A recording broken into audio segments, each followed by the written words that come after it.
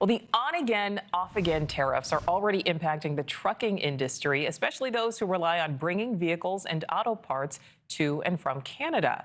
Commercial lane delay on the busiest international crossing in North America, the Ambassador Bridge, are almost non-existent. Wait times to cross right now under about 5 minutes. That's partly because of a lack of truck traffic. NewsNation's Alex Capriello is live for us in Detroit. So, Alex, how are truckers there being impacted by all of this back and forth with Canada?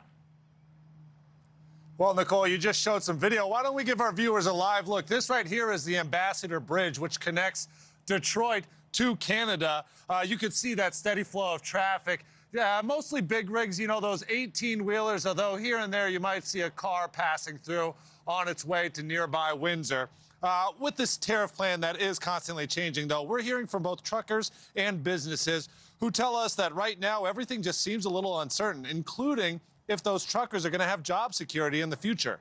That border crossing between Detroit and Windsor, Ontario, is the busiest along the northern border. More than 1.5 million Canadian trucks crossed into Detroit back in 2023. That's almost 6,000 trucks each weekday. And more than $100 billion worth of goods are moved between Michigan and Canada every single year. But when a 25% tariff was implemented by the U.S. and the big three automakers had to make some hard decisions, including temporarily laying off workers, one trucker tells me a friend of hers had his hours drastically cut. It does not affect truck drivers when they shut down. I have a co-worker friend of mine that don't work with us, but he got shut down when they shut down. But the days is different. He said he's every other day now, where he was every day.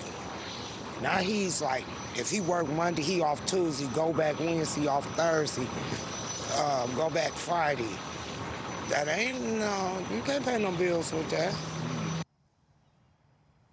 Yeah, certainly a lot of uncertainty from the people that either work in the auto industry or in some way connected to it, like the many truck drivers that pass in and out of Canada into the United States. As far as the traffic patterns on the Ambassador Bridge go, though, speaking to many of these truckers, they tell me they really haven't noticed much of a difference altogether. They say it seems as if it's as busy as ever, meaning that any sort of reaction that could come from tariff news just certainly hasn't hit those commercial traffic patterns as of this moment.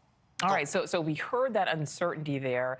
Alex, we know that the American and Canadian economies are so closely tied, particularly when it comes to the auto industry. Is there a better idea of when the industry could get a little bit more clarity on what's happening?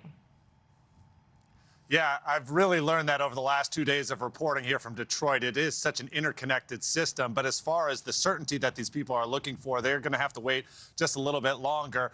The pullback, the 90-day pause on the retaliatory tariffs, bringing everyone to that 10% baseline, does not directly affect both Canada and Mexico, which we know are so crucial to our auto industry here in the United States. We recently heard from the Prime Minister of Canada, Mark Carney, who says negotiations with the United States won't begin until after Canada's parliamentary elections later this month, meaning U.S. businesses are just going to have to keep on waiting to know exactly how severe those taxes will be and how they might be affected.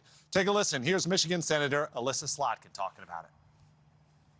I think what I am hearing, including in meetings today, is people have no sense of certainty. They cannot plan. They cannot make decisions. And so I wouldn't judge any company in America who says, well, today the policy is they've removed some of the tariffs, but tomorrow what could happen? This is a deep level of uncertainty that no adult can function under.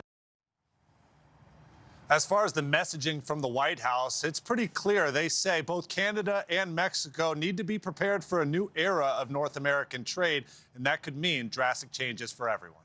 Nichole? Absolutely. All right, Alex Capriello, live for us there in Detroit. Thank you. Thanks for watching. Go to joinnn.com to find News Nation on your screen. And don't forget to click the red subscribe button below to get more of News Nation's fact-driven, unbiased coverage.